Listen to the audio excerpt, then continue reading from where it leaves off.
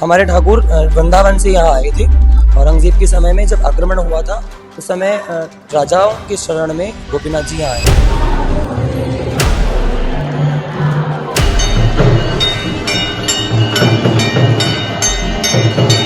घड़ी वाले भगवान, हाँ। इनकी धड़कनें चलती है और धड़कन से घड़ी चलती है। और सबसे बड़ी समस्या यहाँ बाथरूम की है। अच्छा, इतनी महिलाएं, इतने जो बच्चे आते हैं टूरिस्ट लोग, वो बाथरूम के लिए परेशान है। यहाँ उनको वॉशरूम नहीं है। यहाँ नहीं है। ट्रैफिक जाम हो जाता है, लड़ाई झगड़े होते हैं और इतने लड़ाई झगड़े बढ़ जाते हैं क्या क्या दर्शनों का समय समाप्त हो जाता है। दूर से आने वाले वो दर्शन भी नहीं कर पाते। बालानंद जी के मंदिर से लेके चौहान स्टेडियम तक नहीं अतिक्रमण कर रखा है। सबके प्यारे गोपीनाथ जी के द्वार हम पधार चुके हैं और आज इस मंदिर का इतिहास जानेंगे और साथ ही साथ एक ऐसी गंभीर समस्या को उजागर करेंगे जिससे आप सभी को अवगत होना चाहिए। आज हम राजस्थान के जयपुर में खड़े हैं जहां ये मंदिर है और हम पुजारी जी से सबसे पहले इतिहास जानेंगे जो बहुत ही रोचक है। उसके बाद आपके सामने जो समस्या है वो रखेंगे। आप बतंगड़ के साथ जुड़ चुके हैं। स्वामी जी, क्या यहाँ की समस्या है? जय गोपीनाथ। हम मंदिर गोपीनाथ जी के यहाँ सेवक हैं। मंदिर गोपीनाथ जी जो है हमारे ठाकुर वृंदावन से यहाँ आए थे। औरंगजेब के समय में जब आक्रमण हुआ था उस समय राजाओं के शरण में गोपीनाथ जी यहाँ आए थे। जो गोपीनाथ जी उनके बगल में बैठी हैं राधा रानी और साइड में बैठे हैं जानवा माता, जो चैतन्य महाप्रभु जो बड़े हैं उनके नित्यानंद महाप्रभु बड़े भाई उनकी पत्नी है। गोपीनाथ जी की ऐसी है कि इनके यहाँ हृदय में धड़ है, यानी कि ठाकुर जी का ओरिजिनल धड़ वो यहाँ विराजमान है। तो ऐसा कहते हैं कि अगर धड़ यहाँ विराजमान है तो इनकी धड़कन चलती है।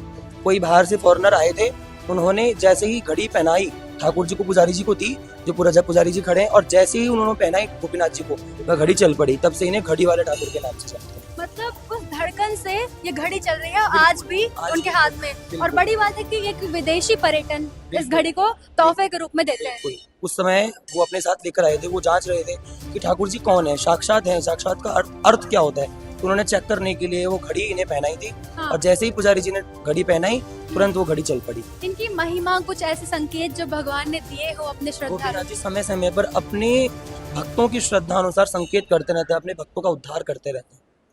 आपको पता है भगवान श्याम की, गोपीनाथ की कैसी कृपा है, साक्षात आप ठाकुर जी के दर्शन कर पा रहे हैं। अब बात कर लेते हैं यहाँ समस्या क्या है। सबसे बड़ी ट्रैफिक की समस्या है। यहाँ पे रोड चौड़ीकरण नहीं है और कोई ध्यान नहीं दे रहा है। इस पे भी कुछ आप बताना चाहेंगे? बिल्कुल। मंदिर के बाहर का जो परिसर है वो अत्यंत रूप से बहुत बाधित है। कुछ तो जो यहाँ के दुकानदार हैं उन्होंने अतिक्रमण कर रखा है, जो उसे सफाई करने नहीं देते हैं और उस अतिक्रमण को समाप्त नहीं कर रहे हैं। इस वजह से मंदिर में आने जाने वाले भक्तों को काफी परेशानी होती है। तो यहाँ जो विदेशी पर्यटन है वो तो यहाँ तक पहुँचने में बड़ा मुश्किल होता होगा। नहीं, पहुंच सकते हैं जिन लोगों को पता है, क्योंकि गोपीनाथ जी की महिमा ऐसी है कि गोपीनाथ जी हर किसी को बुलाते नहीं है, लेकिन जिन भक्तों पर कृपा होती है वे अपने आप यहाँ पहुंचते रहते हैं। हाँ। लेकिन यह है कि व्यवस्था जो बाहर की है उससे वो बहुत परेशान है, क्योंकि यहाँ पे जो भीड़ भाड़ का जो माहौल है वो बहुत खतरनाक है। यहाँ पे व्यवस्थाएं बहुत खराब हो जाती हैं। जब अगर भीड़ कोई उत्सव होता है उस समय में बहुत ज्यादा व्यवस्थाएं बिगड़ जाती हैं। शाम के वक्त श्रद्धालु भारी मात्रा में आते हैं दर्शन करने और उसी वक्त सभी यहाँ पे ट्रैफिक का माहौल रहता है। तो क्या दिक्कतें आती हैं? ट्रैफिक की समस्या है, भक्तों को अंदर आने में दिक्कत आती है। मंदिर के अंदर की कोई परेशानियां नहीं है, मंदिर के अंदर सभी व्यवस्थाएं अच्छी हैं, निकास और आने की सभी व्यवस्थाएं अच्छी हैं। लेकिन बाहर के जो पर्यटन बाहर से आते हैं उनके वाहन वगैरह फंस जाते हैं, उन्हें आने में बड़ी दिक्कतें होती हैं। तो आपने जाना कि यहाँ का इतिहास क्या था, साथ ही साथ क्या समस्याएं यहाँ आ रही है। और बता दें यहाँ जो पार्षद है उनसे कई बार कहा गया है कि इस शिकायत का निवारण करें और ठाकुर जी की दर्शन में श्रद्धालुओं को कोई बाधा ना आए। लेकिन अब भी इस पे विचार नहीं किया जा रहा है, काम नहीं किया जा रहा है और काफी ज्यादा यहाँ लोग परेशान हैं। और आज बाबा के दर्शन के साथ, ठाकुर जी के दर्शन के साथ आपको हम कहेंगे कि इस समस्या का भी समाधान हो। आप तक यह बात हम पहुँचाने का प्रयास कर रहे हैं। गोपीनाथ व्यापार मंडल के अध्यक्ष जी से हम बात कर रहे हैं। सर, यहाँ ट्रैफिक की किस प्रकार की परिस्थितियाँ हैं? ट्रैफिक यहाँ जाम रहता है। अधिकतर तो बैटरी रिक्शों की वजह से ज्यादा परेशानी रहती है। हाँ। बैटरी रिक्शा सिटी में कम करती है तो इधर ज्यादा लोड है। इधर ये बैटरी रिक्शे वाले वहाँ मंदिर के बाहर तक लाइन लगा के खड़े हो जाते हैं। वो श्रद्धालुओं को पहुँचाने आते हैं, लेकिन वो पास में भी तो रुक सकते हैं, थोड़ी 10 कदम पहले भी तो रुक सकते हैं, चौराहे के अगल बगल में भी। हाँ। वो मंदिर के बाहर ही जाके खड़े हो जाते हैं। कुछ वहाँ पे वो ठेले वालों से उनसे भी ज्यादा प्रॉब्लम है। सर, ये अतिक्रमण वाली बात क्या सब कह रहे हैं, उस पे क्या है? अतिक्रमण तो है, तो उसके ऊपर तो गवर्नमेंट ध्यान दे, हटाए उनका अपन चबूतरों पे दुकान, प्रसाद, सब्जी मंडी। चबूतरों पे वो तो इनकी महाराज की खुद की बनाई हुई दुकान है, मंदिर वालों। अच्छा, वो तो उनकी खुद की बनाई हुई दुकान है जो इनको किराए या पे तो दे। फिर दुकान पड़ी तो चौड़ीकरण हो।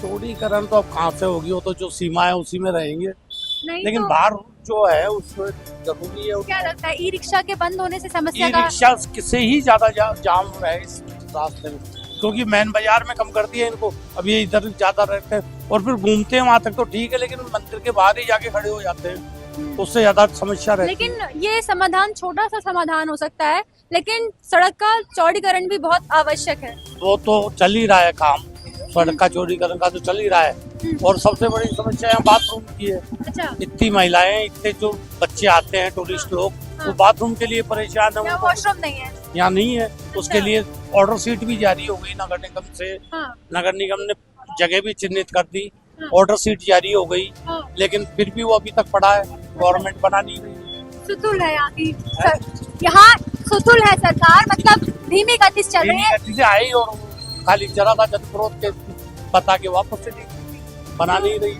इस प्रकार से यहाँ जितना पवित्र धाम है, विश्व प्रसिद्ध है, यहाँ अंग्रेज भी आते हैं। टूरिस्ट आते हैं, इतने दूर दूर के लोग यहाँ आते हैं, उनको सुविधा से वंचित है। जो इमरजेंसी सुविधा है, इतने बड़ा मंदिर के पास में सुविधा होनी चाहिए। हाँ। तो महिलाएं बच्चे परेशान होते हैं, पूछते रहते हैं वैसा कोई टॉयलेट हाँ। हो। मैं अपने घर भिजवाता हूँ लोगों को, अच्छा, कई और महिलाओं। पानी की भी समस्या है।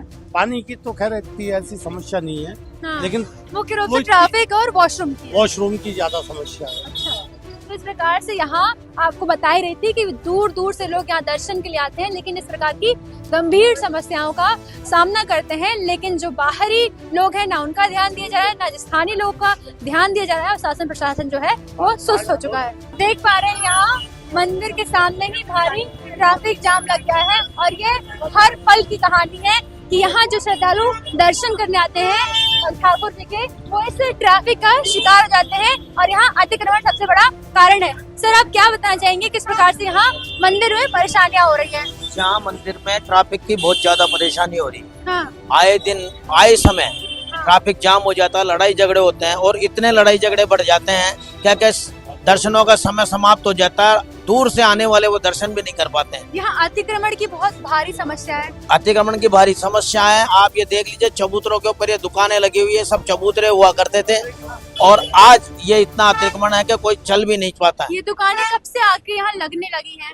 ये 2-5 साल से लगने लगी है। हमने प्रशासन को भी बहुत अवगत कराया है, लेकिन तो उस वक्त के प्रशासन एक्टिव मोड में नहीं है? बिल्कुल नहीं, आज तक भी नहीं आया, उस वक्त भी नहीं आया और आज तक भी नहीं आया। पार्षद कौन है यहाँ का? यहाँ पार्षद हुआ करते थे मनीष जी पारिक और ये कपिला कुमावत। अच्छा, तो इनके पास आप शिकायत लेके कभी? यही दफे हमने इनको शिकायत करी है, लेकिन अब तो पार्षद वगैरह भी नहीं रहे, हाँ, यहाँ तो अब कोई सुनवाई नहीं है। कैसे पार्षद कैसे नहीं रहे?